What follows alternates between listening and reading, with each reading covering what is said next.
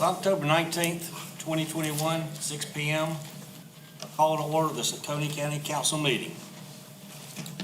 As a reminder, the public has 2 times that they can speak in council meeting. First is public comments, and the second is public hearing, if there's one scheduled. Other than those 2 times, the public should remain silent during the council meeting. Anyone making a disturbance during the meeting will be asked to leave council chambers for the remainder of the meeting. Also, as a reminder, please ensure that you follow the county's legal prohibition against engaging in partisan political activity, including speech, during this meeting. This meeting is not called for that activity, and such activity is prohibited by law. Mr. Root. Thank you, Mr. Chairman. And you've covered everything. I just wanted to touch on, I know we have a potential divisive resolution on the agenda this evening. Just to remind folks, and so our deputy can have an easy night tonight, no disruptive behavior that can include verbal speech and other speech. So if we can kind of one another, we can get through the meeting that way. Moment of silence, please.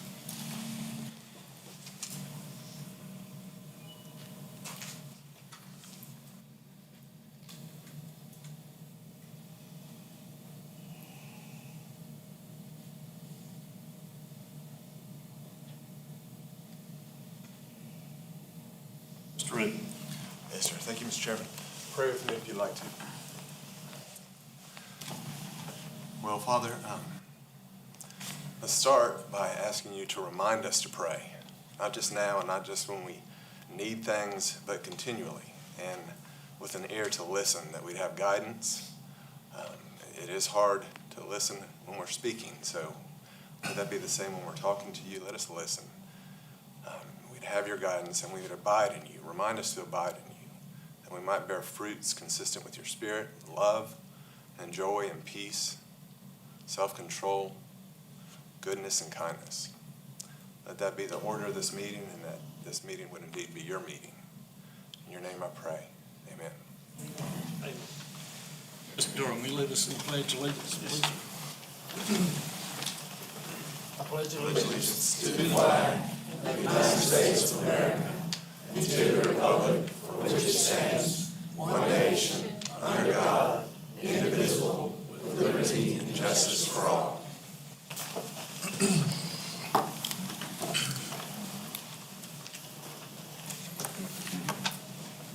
Appointment of Jennifer C. Adams as clerk to county council. Mr. Root. Just a motion to appoint. So moved. Second. Any discussion? All in favor? Aye.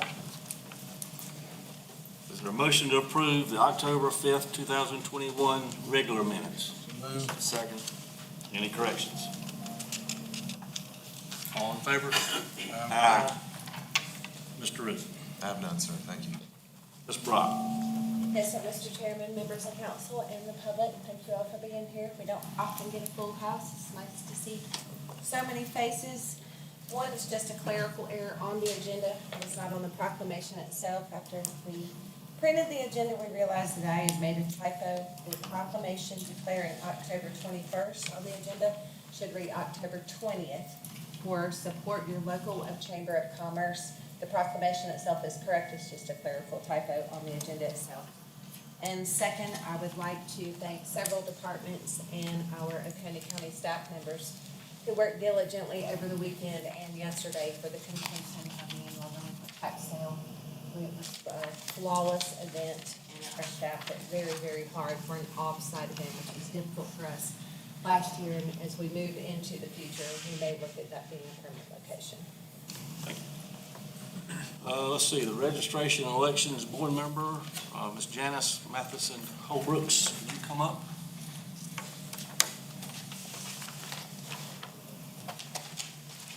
Thank you, Mr. Chairman. It's an honor to be here tonight. I was told when I first got here that I was going to introduce this lady, so y'all forgive me if I stutter or sputter or whatever. I am a member of the Voters Registration and Election Board, and it is my honor to introduce you to our new Voters Registration Director, Ms. Christy Burr, and to be real Southern, it's Christy Lynn Burr. Christy started out in Charleston in 2010. And so she liked Oconee, we liked her and her work record, so she seemed like a really good fit, and we're really honored to have her. And so thank you, Christy. It's an honor to have you here as part of us. Thank you. Thank you, Mr. Chairman.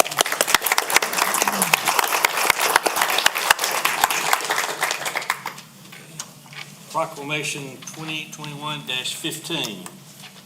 Proclamation declaring Proclamation declaring October 20, 2021 as Support Your Local Chamber of Commerce Day. Whereas the Oconee County Chamber of Commerce works with businesses, merchants, and industry to advance civic, economic, industrial, professional, and cultural life of the County of Oconee, and whereas chambers of commerce have contributed to the civic and economic life of South Carolina since the founding of Oconee County Chamber of Commerce in 1906. And whereas this year marks the 109th anniversary of the founding of the U.S. Chamber of Commerce, a national institution proposed to represent the unified interest of the United States under President William Howard Taft. And whereas Chamber of Commerce and its members provide citizens with a robust business environment that increases employment, retail trade and commerce, and industrial growth in order to make the county of Oconee a better place to live. And whereas the Chamber of Commerce encourages the growth of existing industries, services, and commercial enterprises, and encourages new businesses and individuals to locate in the county of Oconee. And whereas the state of South Carolina is home to the International Chamber of Commerce, the South Carolina Chamber of Commerce, and more than 79 local chambers of commerce, and whereas this year marks the 37th anniversary of the Carolinas Association of Chamber of Commerce Executives, a professional development organization for Chamber of Commerce professionals.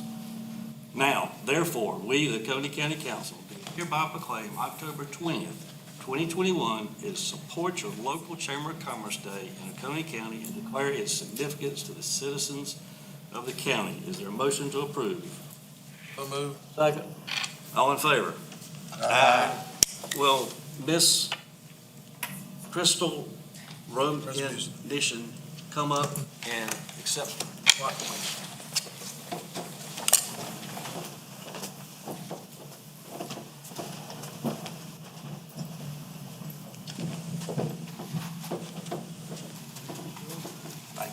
Thank you very much. Sure.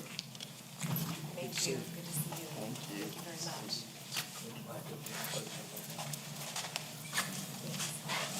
Crystal, right?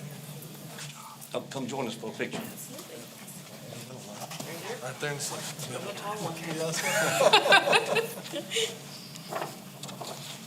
Smile. One more for the road. There we go. Thank you so much. Thank you very much. Thank you. Thank you. all. Appreciate it.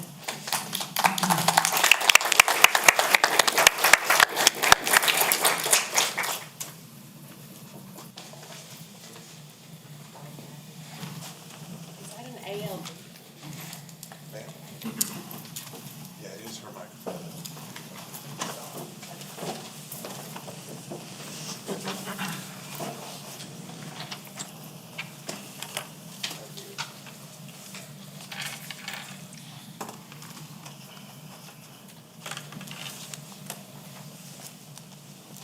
Public comment session. Public is limited to 4 minutes. When 3 minutes has gone by, I'll hold up a yellow sign. When 4 minutes, I'll hold up a red sign. We have more than 10 people sign up, but we only have allotted 40 minutes. So if everybody can be as concise as possible, maybe we can get everybody in. Mr. David Dial.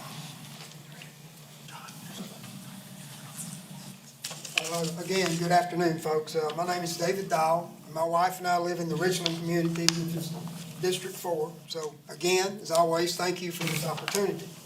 I appreciate the fact that each of you were elected by the good folks of your districts to become a member of this council. I know each of you spent a lot of time away from your families, speaking to district voters and raising money, and I really do respect each of you for doing that. I know it's hard work. But tonight, I'm here to ask each of you not to forget the voters. we're spending time away from things we would rather be doing, coming here to learn about our county. Listen to what the proposals to spend valuable taxpayer money are, et cetera. Obviously, we think it is important to be here. So with that in mind, at the last county council meeting, Mr. Mickey Haney spoke about some airport accounting details that were not lining up in his mind. He was just asking questions and just made what to him were observations. I didn't personally in any way think he was out of line or belligerent. Yet, Councilman Davis, in your remarks, you accused him of screaming. That was uncalled for, in my opinion. Listen, I know you folks get frustrated with us sometimes when we're up here, but we mean no disrespect. We're just trying to be involved and be good citizens, which will make us better voters. Please keep that in mind.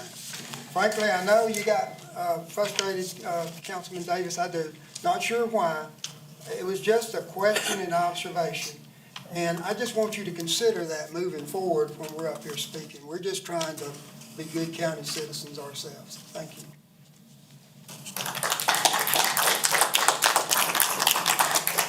Audience remind, please, no applause. Audience, please, be silent, please. Mr. Perry Smith.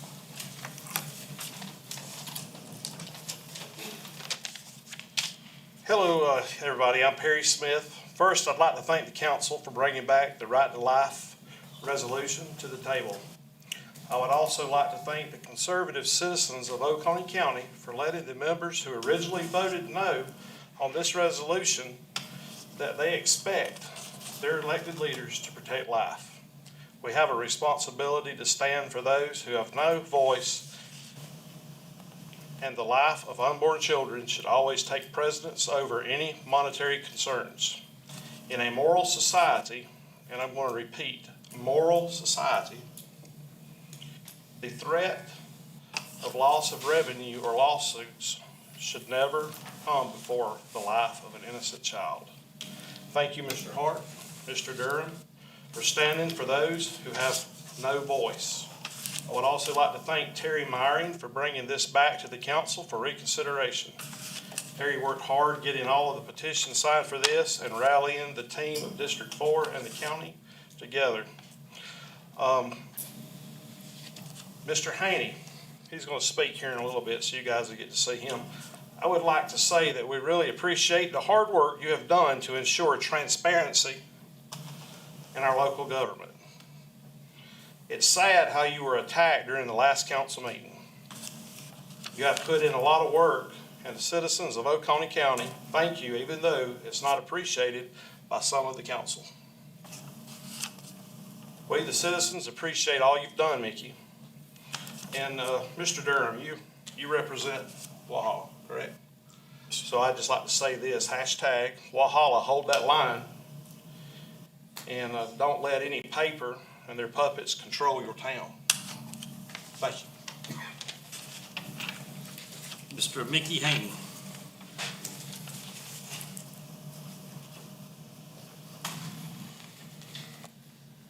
Hi, my name is Mickey Haney.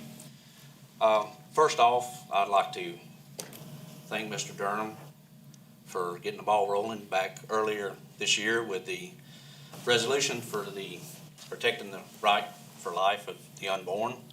And Mr. Hart, I appreciate you supporting him in that resolution.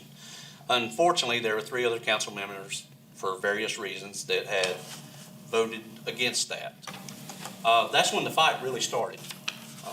The citizens in Oconee County upped the pressure against those councilmen, and through petition and pressure, one of the councilmen yielded and brought up a resolution that's very similar to Mr. Durham's. So I'm sure tonight that we are going to have that resolution passed with 3 votes, if not more. Good job to all those. Kudos for the hard work that went into this. I think it's important that people in Oconee County know that the governing body supports their core values. And it's important that people outside of Oconee County know what the majority of Oconeans' core values are, so they can determine whether they want to join Oconee County or not. Thank you for all your hard work. Now, moving on. I think sometimes there's a difference of opinions of words that creates disputes. And the two words I want to discuss today, and hopefully it brings some light into why I think the way I do and believe the way I do, that is information distribution and transparency. I keep hearing how this YouTube feed has brought transparency to the county. It has not. It has brought a means to distribute information to a greater number of people. Transparency comes in when the citizens have the rights to dig into the related material to determine whether that information being spread is factual, skewed, or false. That's transparency.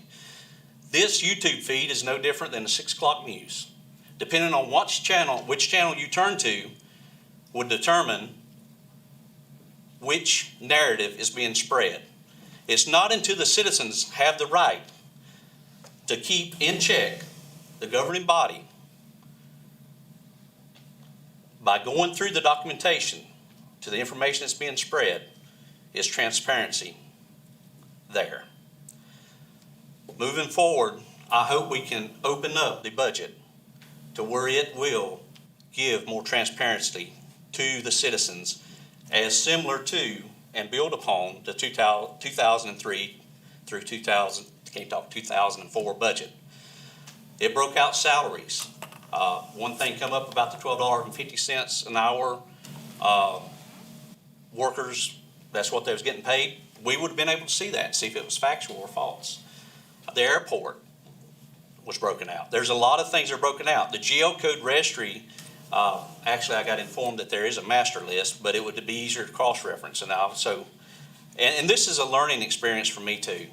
Do I know all the answers? No, because I've not been involved in this, and I appreciate Ms. Brock and bringing me along. And a lot of times when we come up here, I know that y'all can't directly interact with us, but I like what Mr. Durham does. He, in a delicate manner, answers those questions so that we are better informed citizens. And that's what it's about. It's about ensuring that all citizens in Oconee County are better informed of y'all's motives. That's all I have to say. Thank you. Mr. Hayden Layden? Hayden Lake. Hayden Lake? Sorry. Give everybody your name, say your name since I pronounced your name wrong, please. My name is Hayden Lay. I'm a 16-year-old junior at Walhalla High School. I'm the president of the South Carolina chapter of Democrats for Life of America and the leader of Young Upstate South Carolinians for Life. The pro-choice side refuses to accept the humanity of preborn children. They claim that the preborn are nothing more than clumps of cells, tissues, and parasites. But we know that the preborn are more than clumps of cells because of over 5,000 biologists polled, more than 96% of them agreed that new human life begins at sperm-egg fusion, otherwise known as conception or fertilization. When a human sperm enters a human egg, it creates a human zygote. The single-celled zygote is how we all began. That's just simple biology. After this, we all developed or grew and became a human embryo and then into a fetus. This is just simple biology. It's a simple fact, and we must recognize the humanity that these preborn children deserve. Because no matter what a human being's stage in development is, no matter what size a human being is, and no matter how dependent a human being might be upon another, all human beings deserve the same equal right to life from conception until natural death under the law. This includes having the inherent basic human right to life, the right to be able to live a full and complete life free from the violence of guns, police brutality, and abortion. It is time that we recognize the science of when new human life begins and treat preborn babies in the womb with the same humanity, dignity, and respect that all human beings deserve and have. Thank you. Mr. David McMahon.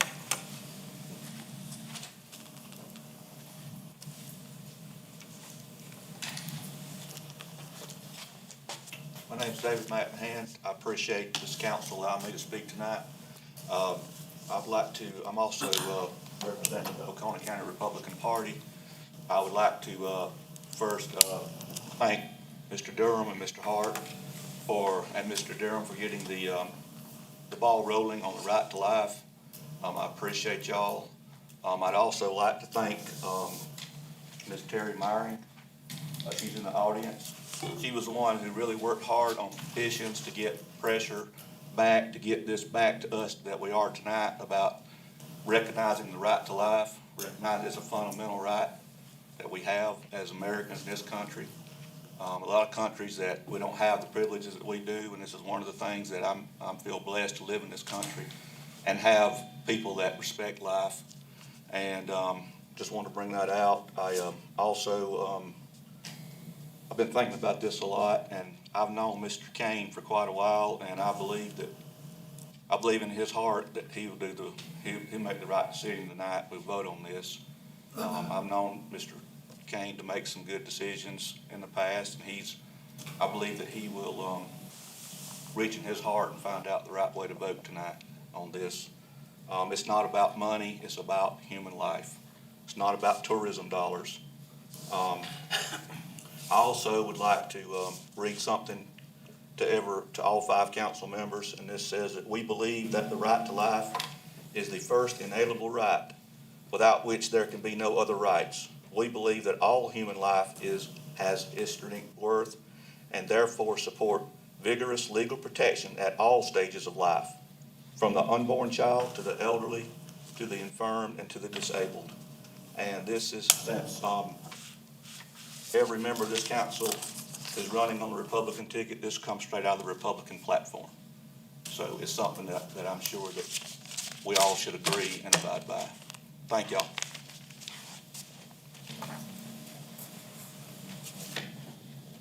Mr. Steve Haslip. Not sure I said your last name right. Close. Close. Hi, Tom. Good evening. My name is Steve Haslip from District 1 in Seneca. And my purpose here tonight is to come to state that my wife Sarah and I, and the members of New Hope Baptist Church in Seneca, South Carolina, stand in support of Resolution 2021-14, declaring Oconee County to be a right to life county. Thank you.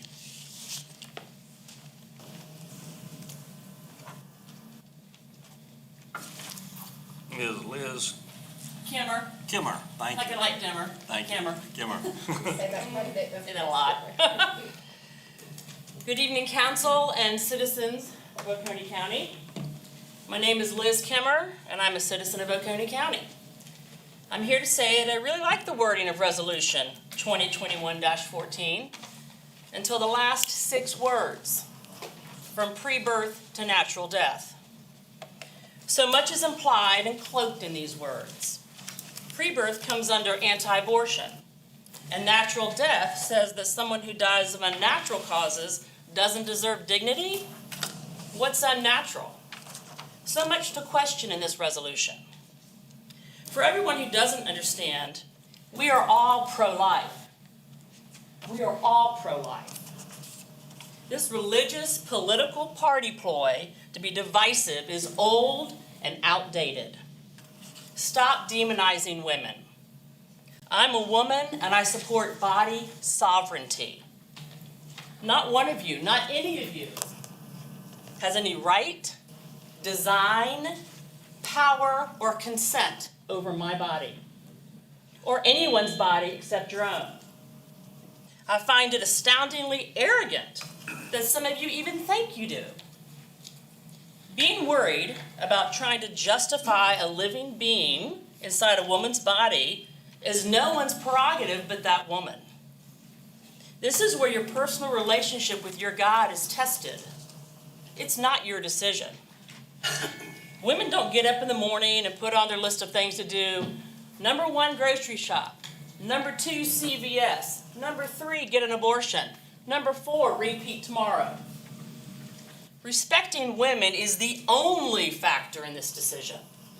Until men, and unfortunately some women, get this, the struggle will continue. And we will be here.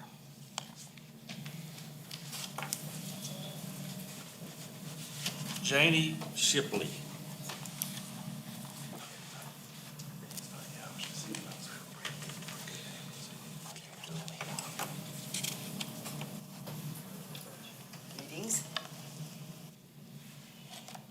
There are many significant and tangible ways to encourage a culture of life, dignity, and opportunity for all in Oconee County. Examples might be addressing the homeless problem, considering problems with hunger and the food supply, expanding broadband, taking care of and improving water and wastewater infrastructure, which you're working on tonight. A meaningless resolution concocted because certain council members were personally attacked for doing the right thing in February is neither a significant nor tangible demonstration that the lives of Oconee County citizens are valued. Passage of this resolution does not promote nor contribute to the work of the county council. Thank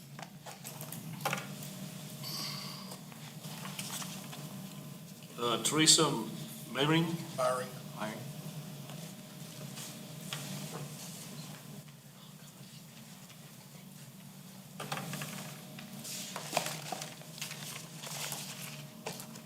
Good evening. I come before you this evening with great hope and expectation of the passage of a resolution that will unite us all with a common goal.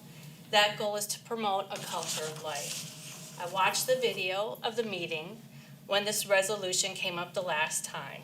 I heard the speeches and the comments. My heart was broken as a mother, woman, Christian, and American. I wanted to understand why it failed and how we could get this passed.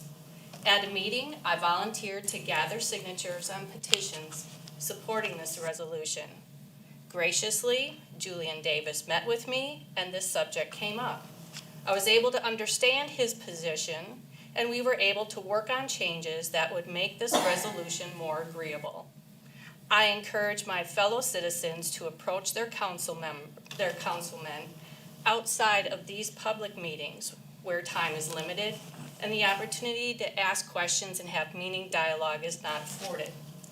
Understanding that a resolution is a statement of who we are as a community rather than a law change is very important to know. While this resolution doesn't ban abortions in this county, if making a statement that we are a right-to-life county is all that we can do, then we must do all that we can do. I thank Councilman Kane for his clarity and his willingness to share his knowledge and his personal beliefs.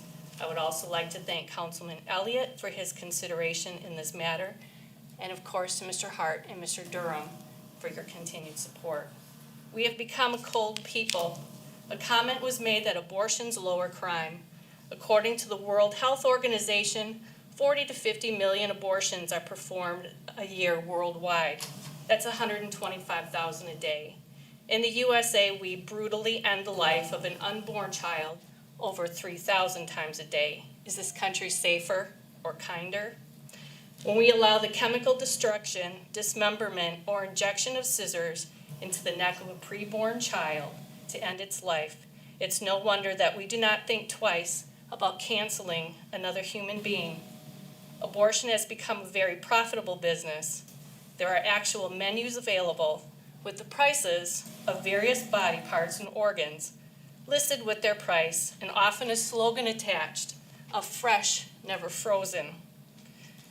At first, abortion was pro-abortion, then pro-choice, and now it's reproductive care. What is reproductive? Every abortion ends a human life.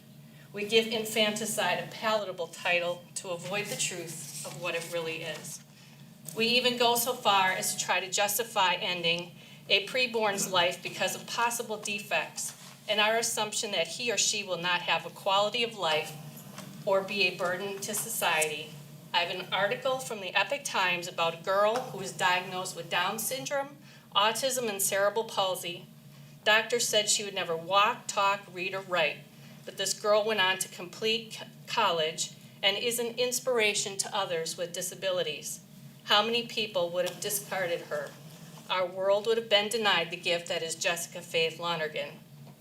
I believe the last paragraph of this resolution binds us together in a similar way. that the Puritans were bound together. They were told they must be knit together and work together as one man. Oftentimes, those of us who promote choosing life are accused of not being there to support those who bravely and rightly choose life. There needs to be a greater awareness of the many programs available to assist in providing care, compassion, and dignity to all citizens struggling in whatever stage of life they are in. Therefore, I know that my work only begins with the passage of this resolution. Thank you.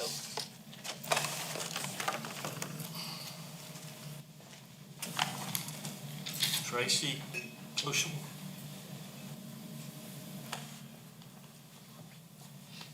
Tracy Koshel. Or Tracy? I'm here, but I didn't sign up to speak. Okay. Jody Gobbin.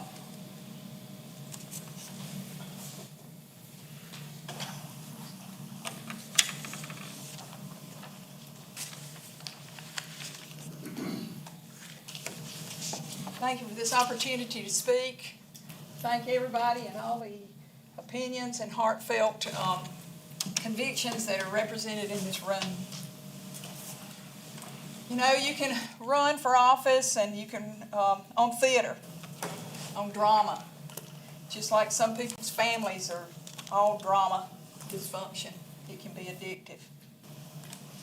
The last time I spoke before council on this issue, at the previous resolution, I tried to point to the fact, and that's what prevailed, that there's more business that's more important, like jobs, like infrastructure, including the things that have already been mentioned for people of Oconee, and running this county in a fiscally responsible way and making sure that the families in Oconee, the people in Oconee are served well by the valid business of county government.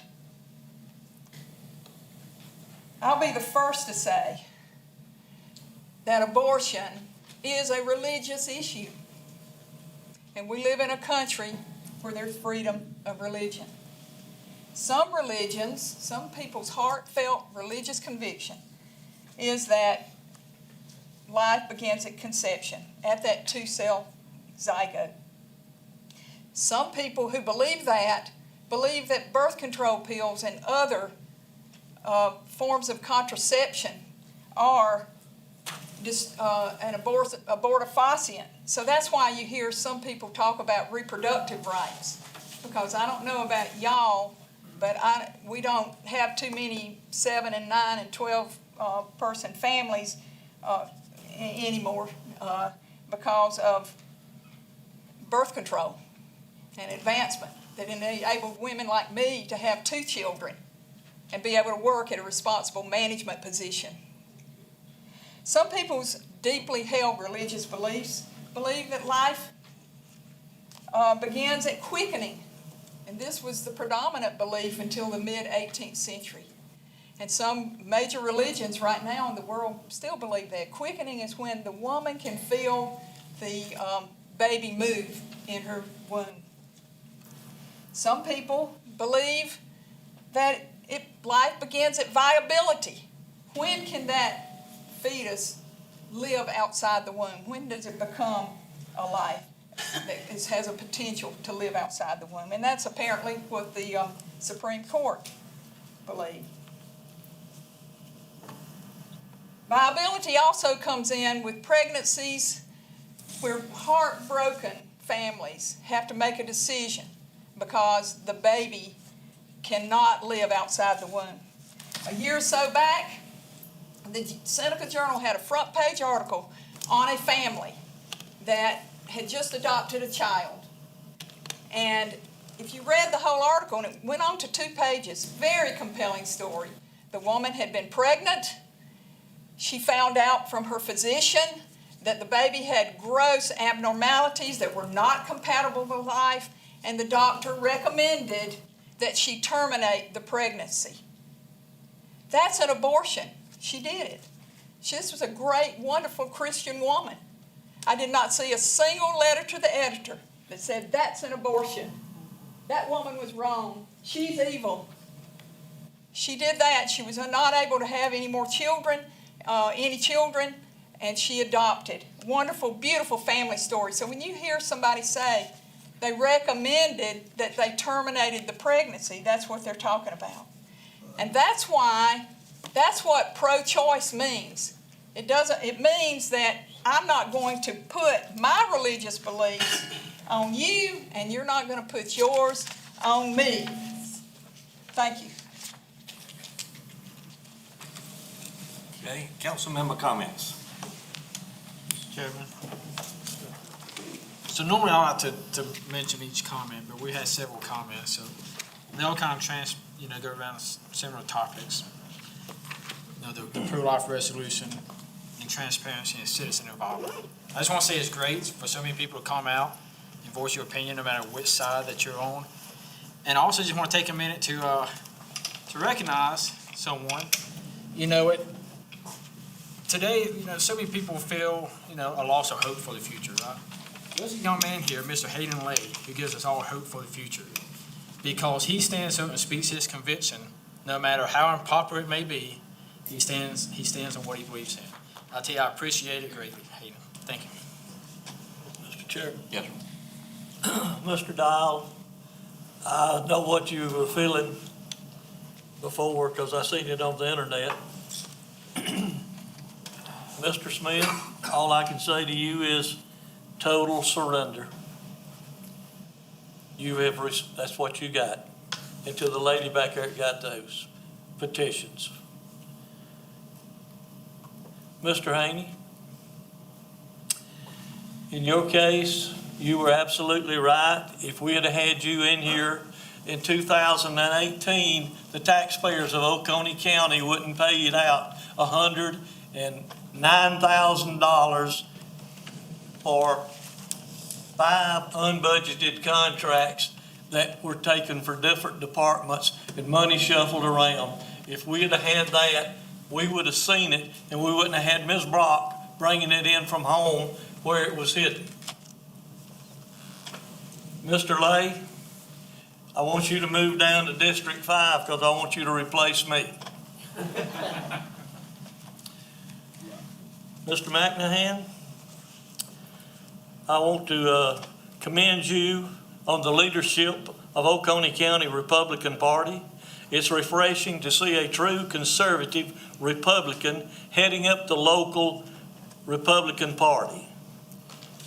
A party leader who honors the Republican creed and follows the Republican physical restraints of government.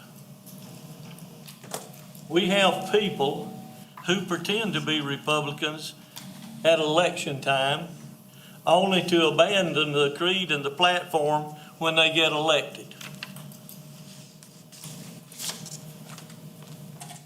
Some of them pretend to be, I think, progressive, but I don't know, is progressive Democrat or is that Republican?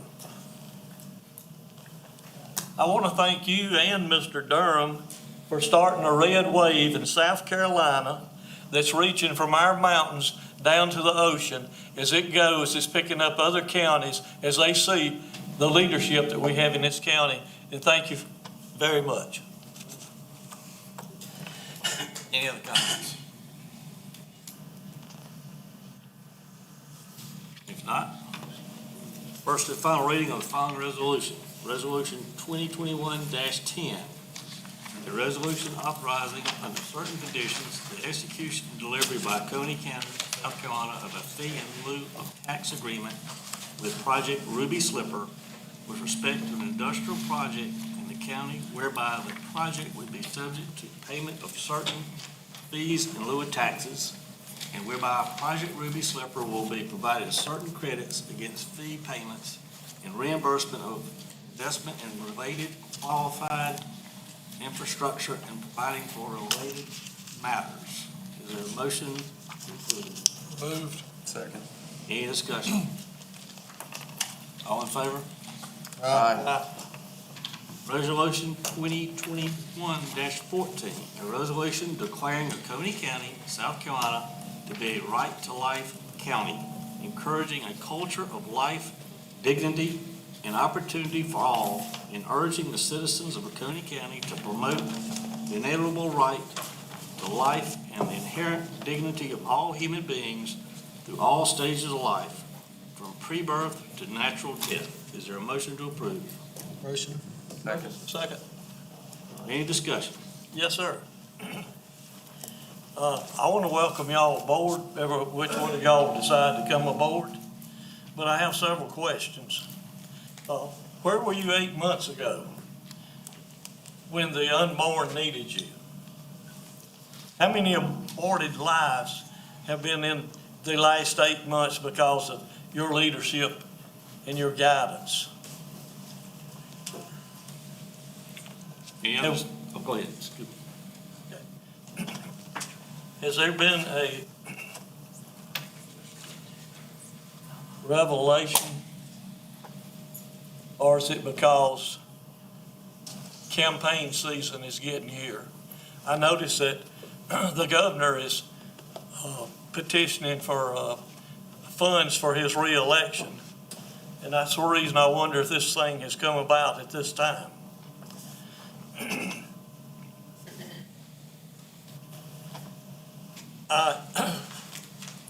I'm glad to see that this happens. I guess it's much more that I won't be as critical on, so I'm gonna be quiet right now because I've got some definitions here. One is about charade. The definition is it's a pretending of intents to create a pleasant and a respectable appearance. So I've got down that we had a proclamation, a resolution, and I'm beginning to wonder if this might be a charade. Thank you. Any other discussion? Mr. Chairman, Yes, sir. I just want to say I want to thank everybody involved in bringing this back forward, the citizen engagement, the Republican Party, grassroots, and reaching out and getting signatures, and as Ms. Byron said, reaching out to the other council members and talking to them. Thank you all. Any other discussion?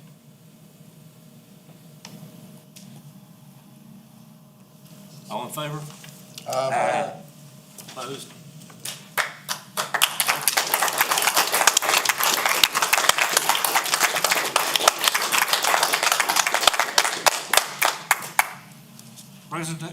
Presentation and discussion of redistricting plan and process by representatives of South Carolina Revenue and Fiscal Affairs Office. This one, it's gonna be zoomed in, so just give us a second. Amanda and Jennifer are queuing it up.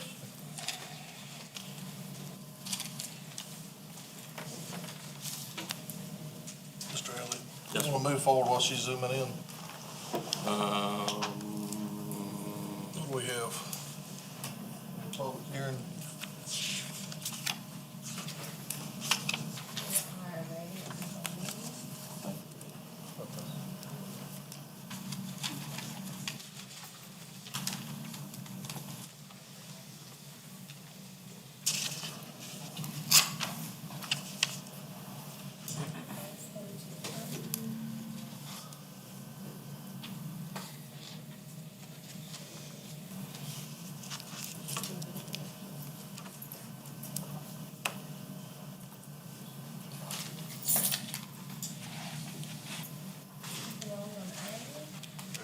Click on Mr. Rainwater's.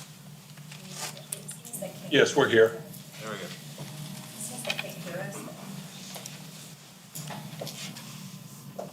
Frank, this is David Root. Can you hear us? Yes, we can hear you, David. Thank you, sir. Floor is yours. Okay, thank you. I'm gonna share my screen.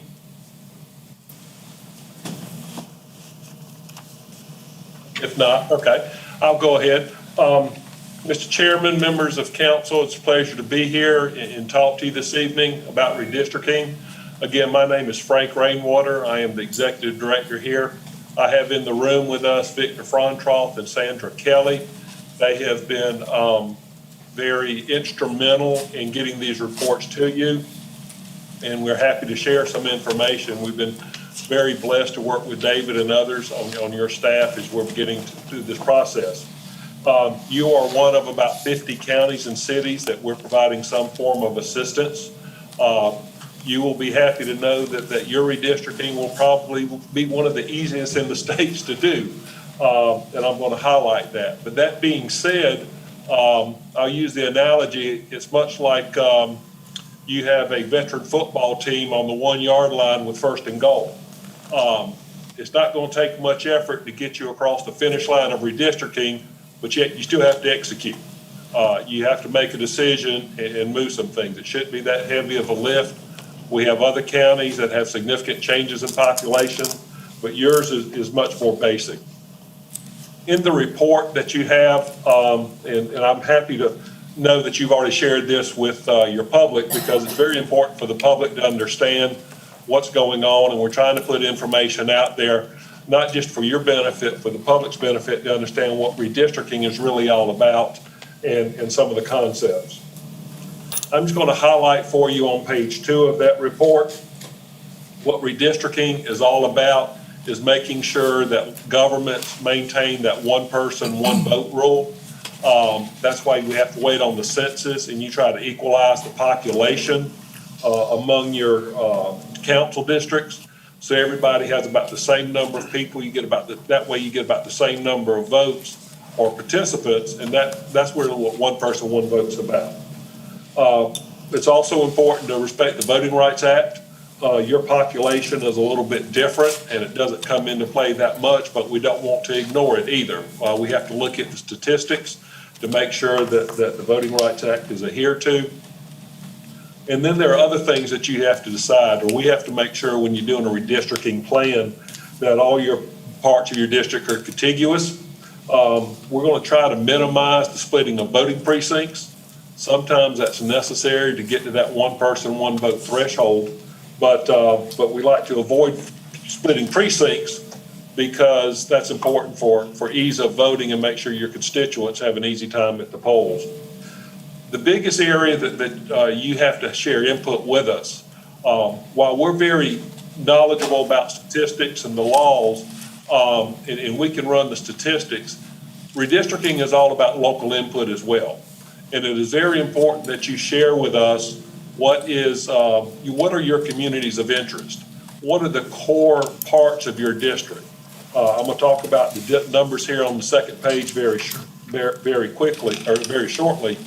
But we need you to emphasize and work through David, whoever our contact is, as we have to draw these maps for you. You know, where's the flexibility? We want to preserve the core districts. That's certainly legal and permissible. We need to respect communities of interest, but being here in Columbia, I don't have a good feel what a community of interest is in Oconee County. So we need that input from y'all as we go through this. You've already provided us your addresses of the incumbents. It is certainly our desire not to put those two in the same districts, and we will avoid that as long as we have the right information. So on page 3 of the report, if you have that, we're going to highlight a few things for you. We show your 5 council districts there, and we talk about deviation. Your deviation is the range between the highest and the lowest percent above the median. You're at 9.76%. The law requires you, the law and core principles say if you're over 10%, you have to redistrict. But this 9.7%, while it's below that 10% threshold, it's a lot like driving 78 or 79 miles an hour in a 70 mile an hour zone. You could get caught and you could get punished for it. So we'd like to get you a little bit closer. You have some discretion on how close you want to get to perfection. We recommend a 5% threshold. When you look at the chart there, the chart on the right on page 3, again, we're showing which districts are above. You have 2 districts that are well above that median. You have 2 districts well below and 1 very close. So when we look at the numbers on the left of table 1 there, you see that really it's almost close. We're district, just for an example, I will share that District 1 and District 2 need to swap about 700 people. District 4 and 5 need to swap about, about 500 or close to 600 people to get you closer. District 3 is pretty close. You really don't have to do much to District 3. But again, that's just from our view, looking at these numbers. We would like to get those deviations. You see those 4% deviations in 1 and 2. You'd like to get those closer to 2.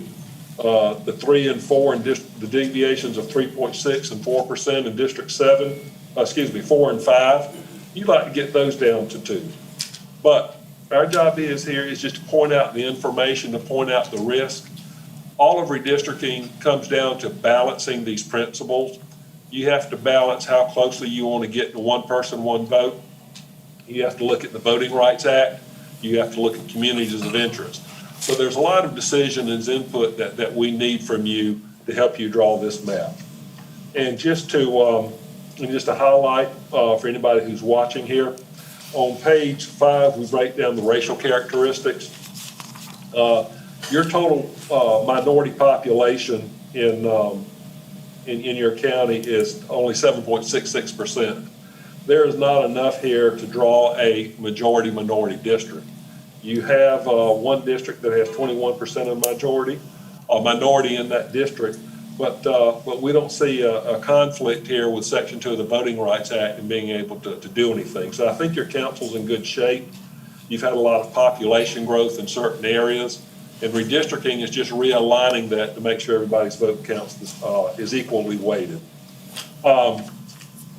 Mr. Chairman, unless there's any questions, that's all the information. We're happy to work with David and your staff. I know David's going to follow up with you to get some feedback, to provide us some guidance. But it's just very important that all the counties consider these factors. Different counties have different perspectives and provide different input to us. So we're trying to share all this information.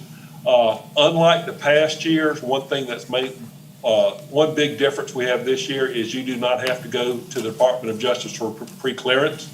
That particular requirement was ruled unconstitutional.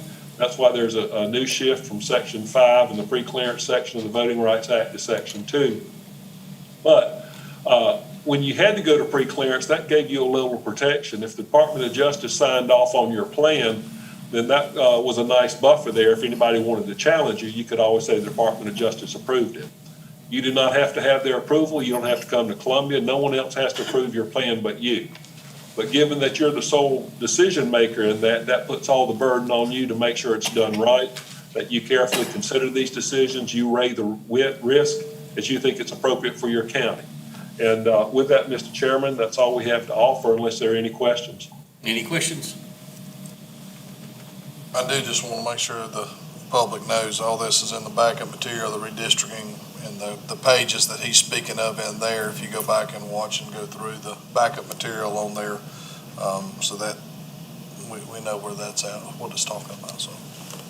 Frank, thank you all so much for your help so far and your availability tonight.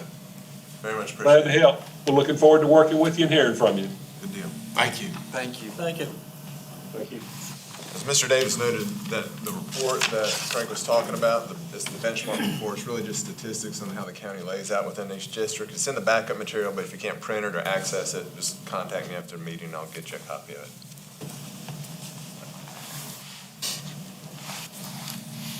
Resolution 2021-15, a resolution adopting redistricting criteria to be used in developing the 2020 redistricting plan. Is there a motion to approve? So moved. Second. Any discussion? All in favor? Aye. Okay, public comment on redistricting plan and process. One person signed up for public comment, and that was Janie Shipley.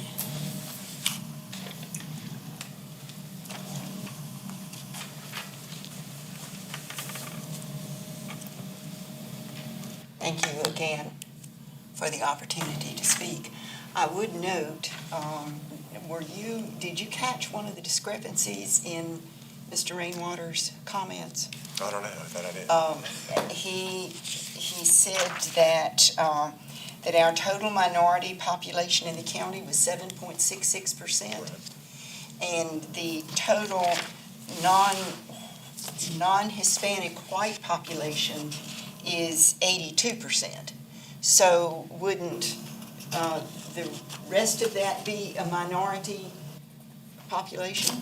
I believe it takes into account black citizens, but I'm gonna have to look back over There's a this. section, Right. one column on black and another column on non-Hispanic, on Hispanics. So his figures just didn't compute. I will look back at the Okay, spreadsheet, make okay. sure we're square. I'd be glad for us to do that. I do have several concerns as we go through this redistricting process and would like to just add these as requests that we are aware of as we proceed. And many of those were things that he said at the outset. One is just respecting basic principles, including equal population, being geographically contiguous, and fair representation of racial and linguistic minorities. Respecting boundaries of municipalities and neighborhoods, concerns about splitting up those groups, preserving and protecting communities of interest. And I implore you to resist the temptation to draw districts to protect incumbents or to give preference to a political party. And the last thing I request is that we make this process as open and fair and transparent as possible. An engaged, informed, and active electorate is vital to the health of our democracy. A fair and transparent approach to redistricting can contribute mightily to a healthy democracy. So, thank you very much for allowing these comments. Public hearing for the following ordinance. Ordinance 2021-21, expenditure of a portion of local coronavirus fiscal recovery funding that has been allocated to Oconee County under the American Rescue Plan Act of 2021, ARPA, as follows. 1. Appropriating $2,474,080 of county ARPA funding for purposes of necessary water, wastewater infrastructure improvements for the city of Walhalla Water Wastewater Infrastructure Project.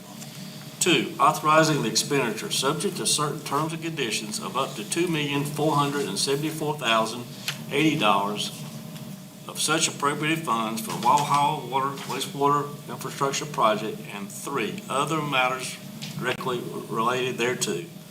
No one has signed up for public comment. I close public hearing ordinance 2021-21. Third reading of the following ordinance. Ordinance 2021-21. Expenditure of a portion of local coronavirus fiscal recovery funding that has been allocated to Oconee County under the American Rescue Plan Act of 2021, ARPA, as follows. 1, appropriating $2,474,080 of county ARPA funding for purposes of necessary water, wastewater infrastructure improvements for the city of Walhalla Water Wastewater Infrastructure Project. 2, authorizing expenditure subject to certain terms and conditions of up to $2,474,080 of such appropriated funds for the Walhalla Water Wastewater Infrastructure Project. And 3, other matters directly related thereto. Is there a motion to approve? Motion. Second. Any discussion? All in favor? Aye. Second reading of the following ordinance. Ordinance 2021-24. Authorizing the issuance of general obligation bonds in one or more series, tax exempt or taxable, in an amount not to exceed $1,500,000 for the purpose of acquiring, constructing, equipping, and rehabilitating various capital projects in the Kiwi Fire Tax District. Authorizing the county administrator to prescribe the form and details of the bonds, providing for the payment of the bonds and the disposition of the proceeds of the bonds, providing for borrowing in anticipation of the issuance of the bonds, and other related matters. Is there a motion to approve? So moved. Second.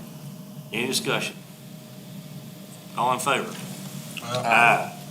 First reading of the following ordinance, ordinance 2021-22, an ordinance authorizing A, the execution and delivery of a fee in lieu of tax agreement by and between Oconee County, South Carolina, and Project Ruby Slipper with respect to certain economic development property in the county, whereby such property will be subject to certain payments in lieu of taxes, including provision of certain special source credits. B, the county to transfer real property owned by the county to Project Ruby Slipper. C, the county to create a multi-county industrial business park with Pickens County, South Carolina, and designate the property to be owned by Project Ruby Slipper as multi-county park property. And D, other matters related thereto. Is there a motion to approve? So moved. Second. Any discussion? All in favor? Aye. Discussion regarding action items. W.K. Dixon Work Authorization Number 7, Department Airport, amount $278,200. It's FAA 100% funded. It is staff's recommendation that council, 1, approve work authorization number 7 from W.K. Dixon and Company for professional engineering and consulting services for the airport runway 7-25 rehab in the amount of $278,200. 2, authorize the county administrator to approve and execute any change orders that may occur as long as the grant funding is approved by the FAA. Just want to remind everybody, it is 100% funded by the Federal Aviation Administration. Is there a motion to approve? So moved. Second. Any discussion? Yes.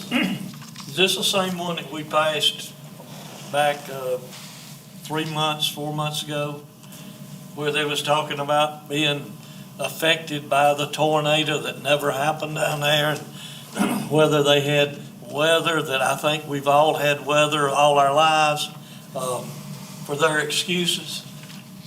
Is this the same one? May I please answer that, Yes. Mr. Chairman? I'm sorry, that's a great question. No, sir, once you pass something, we go on to complete that action. This is a entirely separate action.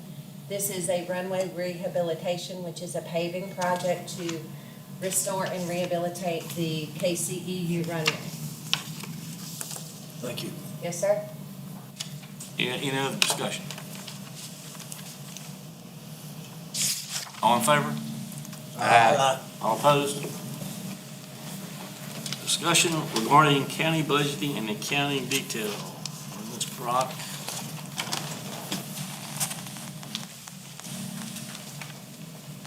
Mr. Chair.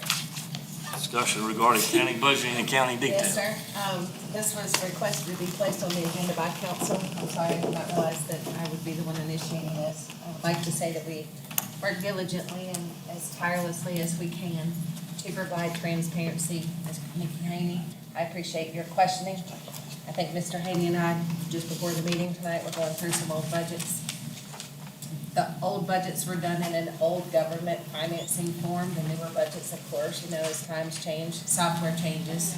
I'd really like for Mr. Haney to come in so that we may show him an expansive view of how the budget is assembled and put to the public on our website. Just for a matter, anybody can go to our website and look, but I did go back and pull old budgets that were done on a typewriter. Well, it's a lot easier for us to put 1 year's budget in one document. The change in that, I'm just gonna be frank with you, has been a change in administrators. I think I'm number 17, and the previous administrator prior to me was here 8 years, so you do the math on how many there were in between those first 10 years. Every time a new administrator came in, there was a new way of doing the budget. To go back and fix those is impossible. Mr. Haney now understands that. Going forward, I believe that we can create a document that would satisfy the line item desire so that there can be some reconciliations. And obviously, we always welcome anyone and everyone from the public to view our CAFRs and our audits. That's exactly what happens annually with every budget that is passed. As this current budget year is, we show the previous year's actual amounts so that council has some idea of what is actually being spent when the request for the current budget year budgets, the departmental budgets come in.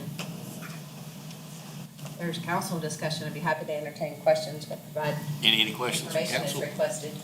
Got one for you and Mr. Root. If we put the safeguards up so that the 2018 5 unbudgeted contracts that were signed one day that went over the 50,000, if we got the taxpayers with a safeguard on that? Yes. That safeguard was in place at the time of those agreements, yeah. You mean it was in place when this happened? Yes, and I wasn't privy to those documents as they're executed, so I don't know the thinking. Obviously, the administrator, we've tightened it up some more, but the administrator has a certain limit of expenditures that he or she can make on her own, generally with appropriated funds. Once they cross that $50,000 mark, then it comes to council. I think in that instance, as I understood it, those were separate agreements, and they didn't, in the individual one, total 50,000. So I'm guessing the reasoning was, I can do one of these that's under 50,000, I can do the other that's under 50,000. It's my understanding, that's not in talking to Mr. Mulder. That's just my kind of divining what happened. Yes, sir. That's great, what you're telling me. But we had the auditing company up here, came up and told you how to fix a safeguard to where that would never happen again. And one of them was that no checks, 2 checks would be written the same day to the same entity. I certainly don't remember that recommendation from the auditing company. I think it'd be hard to operate under that in a number of different situations. Well, that was what that would stop that from happening again, and that's what he recommended, because I was sitting there and I thought that had come up. I really don't remember that, Mr. Hart. I'm not going to question your recollection on it. It may well be right, but I know that for Amanda to say any kind of contract that she signs crosses my desk, and we make sure that it lines up with fiscal policy, legal policy. In other words, we could have 5 contracts to the same entity come through there, same date, and it wouldn't be no bells or whistles go off. What I'm telling you from my perspective is that I don't know what Mr. Mulder's thinking was when he signed that. I wasn't, like I said, I wasn't privy to it. I explained what I believe to have been the case. If it were to come across my desk in that way, I probably, and not knowing the exact facts, but I probably would have said, this could be deemed a means to circumvent or go around the $50,000 cap, and perhaps these need to be brought to council as one document. So I think that's in place. That's what would happen. If Amanda gets run over by a bus, and we have a new administrator in, and they do any number of things that'll be outside fiscal or legal policy, unfortunately, usually the way to guard against that is after the fact, when we find out about it. That's what I'm talking about. That's what scares the devil out of me, because I thought we had that safeguard in there because the man that came up here said it broke the law, or the spirit of the law. Yeah, I don't know of any law, and if there's something y'all can help me out with that would ever prohibit someone from signing 2 checks the same day to the same entity. Mr. Chairman, do we need to take a recess until Mr. Davis? I don't believe he's returning. Well, Ms. Brock, can we ask you to go back and just see if that was an auditor comment? I'd be happy to review the minutes for that statement, yes, sir. And Mr. Hart, if I may, I'd like to just address the idea that there was a contract at my home. One, it's not true, period, at all. You asked for copies of that contract. I provided those to you. The documents provided to you came from an office held here at 415 South Pine Street. No document of any kind had ever been in my home or given to you from my home. You didn't give it to me, you gave it to Mrs. Etta. I can't remember her last Her name. last name is Kamick. Miss Kamick, And that yes. document came from an office located at 415 South Pine Well, Street. she told me you brought it from home. That's all I have to say about that. Any other questions? If not, council committee reports, none scheduled for this meeting. Board and commission appointments, building codes appeals board, 1 at-large seat, no questionnaires on file. Council will go into executive session for the following purposes. 1, discuss economic development matter project Queso. 2, discuss economic development matter project Ruby Slipper. Is there a motion to go into executive session? Make motion. Second. All in favor? Aye.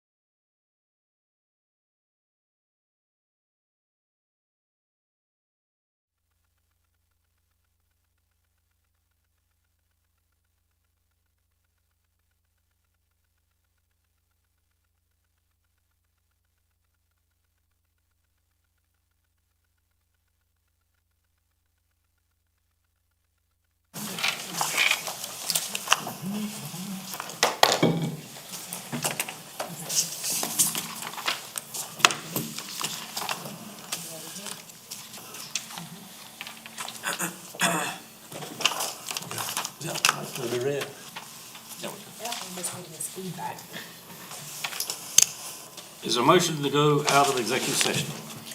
Second. All in favor? Aye. Aye. No action was taken in executive session. Mr. Root? Yes, sir, Mr. Chairman, if I may, thank you. Just need a motion in relation to the second item. This is the Economic Development Matter Project Ruby Slipper to continue negotiations as discussed. So moved. Second. Any discussion? All in favor? Aye. Is there a motion to adjourn? Make a motion. Second.